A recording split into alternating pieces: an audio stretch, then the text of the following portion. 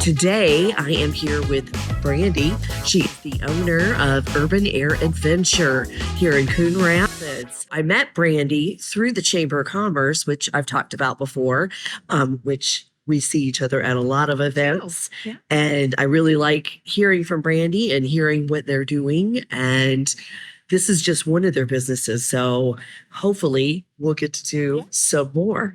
So, Brandy, what made you decide to do this So Urban Air Adventure Park is a here in Coon Rapids is a 42,000 square foot indoor park, which is great in Minnesota because we have snow all the time. Yes. So we need an indoor place to let our kids run around. And that's how I got into it. I had a 6-year-old and then found out that I was pregnant with my son. And so they were going to be over 6 years apart in age, different genders, different schools all the time. So I tried to do some research on family entertainment venues, up and coming brands, being part of a franchise that would allow me to create a space here in Blaine in the North Metro that I could bring my kids to work with me. Yeah. And so we opened Urban Air on September 1st in 2017 when my little nugget was only 18 months old. And he's 7 now and still jumps on his same square. Like he owns that square of the trampoline and is always on it. But now my 13-year-old daughter, she helps out sometimes on the weekends with either cleaning or giving tours for people who have never been in the park. So it truly allowed me to have a family business in the family entertainment space. And as they go to different schools and are in different sports, it also invites those teams and those groups of people to come in and celebrate. Mm-hmm. So we throw parties, we throw fundraising events, we can do corporate and team building exercises and activities. But really, I got into it because I knew no matter what, I couldn't travel for work anymore, having the kids spread out so much in age that I needed to bring work to home. Yeah. So that's what we did. Wonderful. Wonderful. What made you choose this area though? Were you looking at other places? Did it take you a while or you're like, no, this is it? Yeah, it was kind of like, this is it. So I live in Blaine. This is Coon Rapids. However, it's the first address in Coon Rapids. So technically the Wendy's in my parking lot is Blaine. Oh my goodness. And the Target behind us here is Fridley. Oh, so you're right in the in the little triangle here. So I just knew that I wanted a business close to home. Yeah. In the community where my kids were going to go to school, play their sports, so that we could give back in a way that felt authentic and unique. And as far as this space that I'm in right now, this was an old Sport Mart or Sports Authority, I believe it was. So when I walked in, I saw the vaulted ceilings. Of course, it looked different than it does today, but I just kind of had the vision of saying, yeah, this is the spot. And so I think it was open and vacant for years, and they were anxious to get someone to take over the lease. So it all kind of just worked out. That's great. Now, how long have you lived in the Blaine Coon Rapids area? Yeah, good question. My husband works for Land O'Lakes, and they moved us out here in 2011. Okay. So this August will be officially, 12 years, 13 years, something like that? 12 years? Yeah. Crazy. Yeah. Yeah, so been 12 years. What do you love most about the Blaine area? How much growth I've seen. So in just those, 12 years, we've seen so many new businesses pop up, tons of new housing opportunities. And I'm really loving seeing all of the businesses almost working together. So like people who own a business in Blaine, most of them own another business in Blaine. And so instead of trying to have another business maybe in Plymouth or Maple Grove or up north, they're doing multiple businesses right here in Blaine. So I just kind of love the opportunity and the growth model that we have. Yeah, and that community feel. For sure. I love that too. That's why I love sure. neighbors so much, because it's just everybody's so together. Well, and I had some little birdie told me a good tip, and I'm so thankful for them that they said, join a chamber before you open your business so that you can use people locally to do the things that you need to build your business.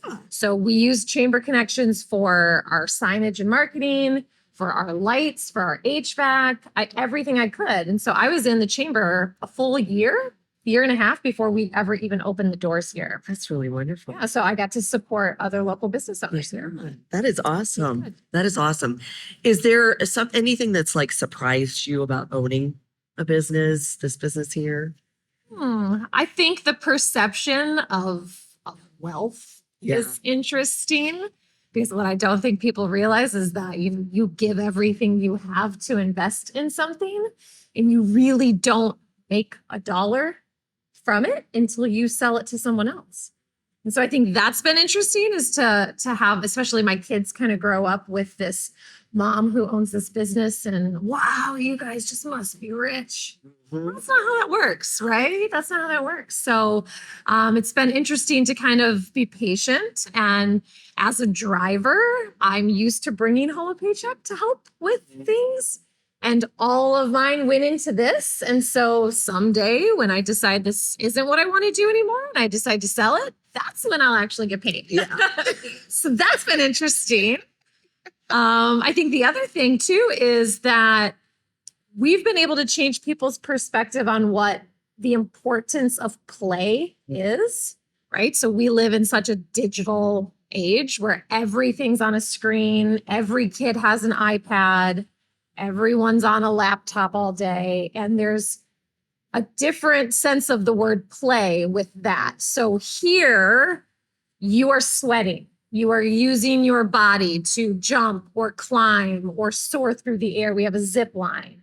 And there are no video games. There are no screen time connections here. Yeah. So it allows people to really unwind. Yeah. And another misperception is maybe, oh, well, I'm too old. Okay, my 84-year-old grandmother was on the zip line. My husband's Nice. grandmother, Grandma Beck, was on the zip line at 84. So this is fun for all ages, all athletic abilities. Yeah. And again, we value success, or what success looks like to us is sweat and toddlers sleeping over your shoulder as you walk out. Yeah. That's success here. Yeah. That's wonderful. That's really great. So where do you see yourself with Urban Air in the next couple of years? Do you see expanding it all, or? Yeah, I don't know. I would say pre-COVID, I was very gung-ho of owning multiple locations. COVID allowed me an opportunity to buy into another franchise, which hopefully Patty will ask me to come talk about another time. But I'm putting a little bit more of my eggs in that basket at the moment. We do have some growth within the brand of Urban Air here in the Twin Cities. A friend and a partner of mine, his name is Wes. He owns the Plymouth location. He's opening one in Apple Valley this summer. And so there is opportunity for growth within the brand. I don't know that I'm going to be the owner that brings that here. Right. Okay. Yep. Okay. You've kind of hit on talking about local and shopping local, but why is it important to you to shop local? People work for people. People want to support people. People can't do what they want to do without other people. So instead of giving it, our money or our time and our volunteerism to something obtruse that we don't really get to physically see or touch or be a part of, this seems a little odd these days, right? So donate here and maybe the money will get to what other country, right? But instead it's like, how about you come here and donate your time to just play with other kids? And we donate 100 tickets a month to an organization called Tickets for Kids that allows kids of all ages, all backgrounds, the opportunity to come to a place like this for free. Oh, wonderful. And so I actually do have a good chunk of people who want to come in on those days and just help out, just volunteer their time, right? Maybe it's wiping down tables or helping check in guests as they walk in the door. But I think it's important to, support locally because you can see or touch or feel that immediate connection of what your time and money and resources are going to. Absolutely. Yeah. Absolutely. If one of your employees, a young person, came to you and said, what's the best advice you could give me for, entrepreneurship? Wow. So, two things. I'll answer your question, then I have a little story. I did not know that I was going to be an entrepreneur.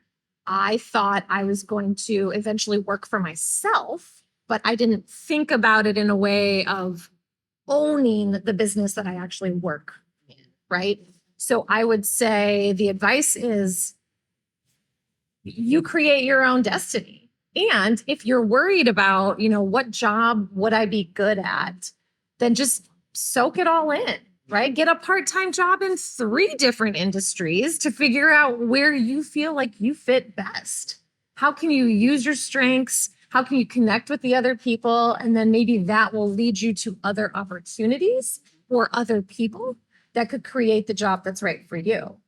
The other piece of it would just be the risk factor, right? There is no reward without risk. Right. So it was very risky for me to know that I was about to have another baby and put all of my savings into something. But I knew the reward of raising my babies in a business like this were gonna pay me back tenfold. Absolutely. The story is that I was actually at a high school today doing a job fair, and a gentleman ran up to me and gave me this huge hug. And he said, "Brandy, it's so good to see you." He was part of my grand opening team when we opened this back in 2017. And he was representing his business today at the job fair. So it all came to full circle that I got to see a previous teenage young man now doing his career field. It was awesome. That is really awesome. I actually have goosebumps. That's really cool. I know. I was like, we have to take a picture. We're taking Absolutely. selfies. It was great. Absolutely. Well, that is really wonderful. Well, you have a wonderful place here. I can't wait to actually come back and bring my grandson Yeah. and play. I want to play You too. can And I want to bounce You too. sure can. What are your regular hours here? Yeah, good question. So they do vary because we kind of go off of a school calendar, right? So during the school year, we're open nights and weekends, 4 p.m. to 8 p.m., Monday through Thursday. And then on the weekends, we're open like 11 a.m. to 9 p.m. Great. We start our summer hours on June 9th, and that will be 11 a.m. to 9 p.m. every day. Great. Every day until the kids go back. That's wonderful. Yeah. All right. And they do special parties here. You can reserve a room, but they have a great website, which you can go to and you can find out all the information, everything that's happening, schedule and hours. And I found out like during the school year, you have. Yeah, we have toddler time. We call it Jumperoo. And Jumperoo is for the 5 and unders so that they can experience. I mean, again, it's 42,000 square feet of space. It's a large space. It's very overwhelming for littles. Yeah. And so during Jumperoo, they can come and play without the big kids since the big kids are in school. Yes. But we switch those over for summer. So then summer, we're open all day, every day, and for all ages. It's great. That's Yeah. And wonderful. it's a discounted price. So it's only $10.99 to bring the littles for their special time during Jumperoo. Nice.